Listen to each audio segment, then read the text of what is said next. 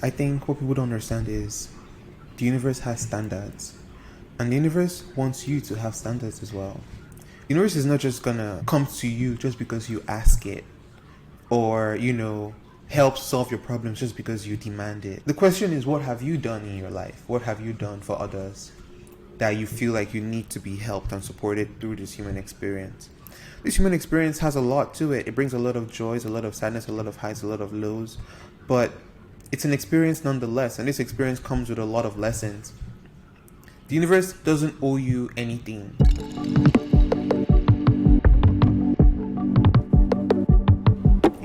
In that lesson, it's like a tree. The universe doesn't owe the tree saving from being struck down by humans. If the universe isn't going to come down and save a tree from being struck down or taken by wildfires, why would the universe come for you or help you or save you? This, on a human level, feels like a bad thing, but what we often judge as bad often really isn't bad at all. You have to open yourself up to uncovering this God person, this universe, this divine being, outside of what you've been conditioned to believe about this being. You have to step out of yourself, step out of your ego, step out of your life experiences, and understand that there is something greater than you. You are not the main character of this reality. The universe is the main character. The universe is the one that created all of this shit that you're experiencing right now. You are not the main character. Main character energy, you're not. Many people are not. Many people will never be. This energy that manifested you into reality, its presence is not needed in making sure the program runs quite smoothly. The pain and the sadness and the devastation of our world is part of the divine plan. It's part of the divine design.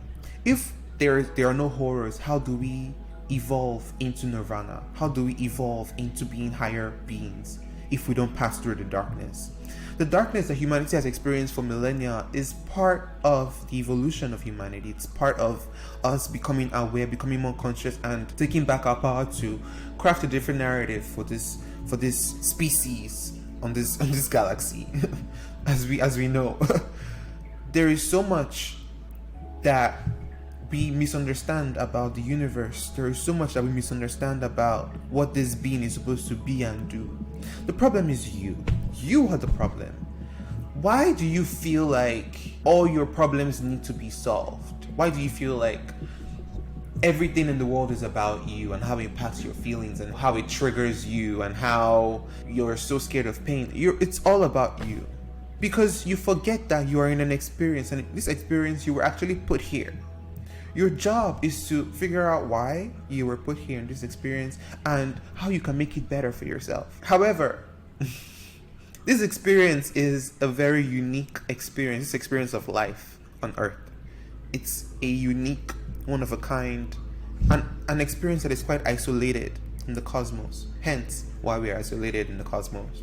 Because it's a unique experience. Not everyone gets to experience what being a human animal is like as a soul. If you're genuine enough, if your heart is pure enough, if your intentions are good enough, the universe will come down and meet you. It is possible. It is true.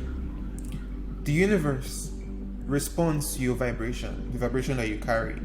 Doesn't mean you always have to be in high vibration all the time to attract the attention of the universe, as it were.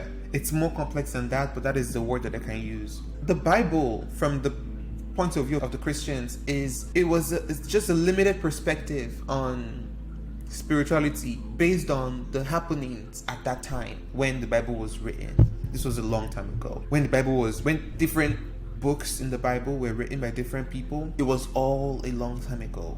And back then, they did not have a full grasp of the world. They didn't have a full grasp of things beyond their line of sight. Because in the Bible, there is so much missing about, Asian and European history. There's so much missing about their own forms of spirituality. There was so much missing about Africans in the Bible. It creates this perspective where the Bible has been offering us like a way to understand ourselves, but the Bible was designed to help people in the past understand themselves. We have to manifest a new Bible that reflects who we really are, albeit with the same stories as the original Bible, because the stories often reflect the same happenings, the same dynamics that happens in our daily life still today. You have to step out of yourself to find God, basically. You have to step out of your own ego. You have to step out of your pride. You have to step out of your pomposity, your know-it-allness, the idea that you know it all. You have to step out of that. And I'm actually speaking to myself when I was like much younger than I am now. Like, that was me. When I felt like, oh, I was an atheist and there was no God, blah, blah, blah. You know, I felt like I was just this girl. I was her. Like, I just knew it all. But the gag is, like, we are at the mercy of whatever this energy is. We are at the mercy of a lot of things. Human beings, being a human, you are incredibly fragile. You're one of the most fragile things on this planet. I'm sure you know that. I'm sure you already know that. Even on an internal level, like, it doesn't take much to rattle you up. So you should be happy if you don't really understand God, because understanding God comes with an expectation. It comes with an expectation of respect. And it's like any healthy relationship that you have with somebody else. You have to be respectful. So if you're going to be in a relationship with God and you are disrespectful, you don't expect God to be in your life. So when you think, oh, there is no God, it's because, yes, in your reality, there's actually no God. There's no God there. God doesn't want to be there. As you assume a spiritual identity, you'll be forced to learn about the importance of love and forgiveness. Once you decide to walk down a path of spirituality, once you decide that you want to be more spiritual, you will be forced to walk down a path of love and forgiveness. I'm going to say that one more time. When you decide to walk down the path of spirituality, you will be forced, you will be dragged into the lessons of love and forgiveness. People around you are going to do unspeakable horrors to you, and you'll be forced to love and forgive them. This is more for yourself than it is for anybody else outside of you. But it's a hard journey, it's a long journey, it's a painful journey to choose love and forgiveness in the middle of pain. But you can do it. I believe in you. I don't have any doubts that you can do it, actually. I think the biggest danger with turning a blind eye to spirituality, or turning a blind eye to the spiritual nature of our existence on earth, is the fact that you get to do it all over again. Because if you miss the point, then you just have to do it enough times until you get the point. But you're not having to figure it out all on your own. All you have to do is just open yourself up to receiving the help and the guidance that you need to become more spiritual in life. I can't not care. I can't be ignorant to what I have observed about reality that I have ignored. I can't do that anymore. That is you. I feel that. I feel like that is you. Like you want to understand more of life, but you don't know where to start. And it feels daunting. It feels scary. So you just dismiss it. It's easy to just deny what you're perceiving. You're more powerful than that. The biggest thief of our joy as a civilization is the idea that heaven is far away. It's in a distant place. Heaven is earth. The planet Earth is heaven. This is supposed to be heaven.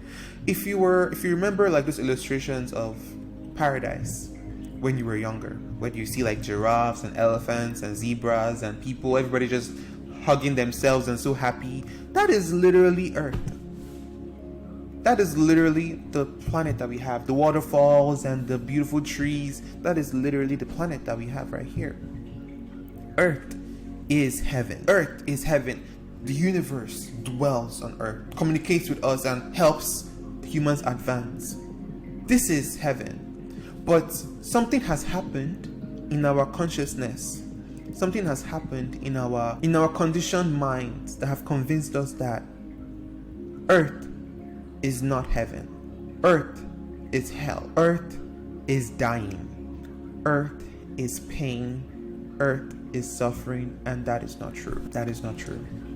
That is false. That's a false belief. And I give you the permission to leave that belief behind and understand that you came to the earth as a human being to experience heaven. Do you know what makes it feel like hell? Other human beings. Other human beings are the ones that are responsible for making earth into hell. That is how powerful we are. So if other human beings can make earth into hell, how can you contribute into making earth into the heaven that it was meant to be? Thank you for watching and subscribe.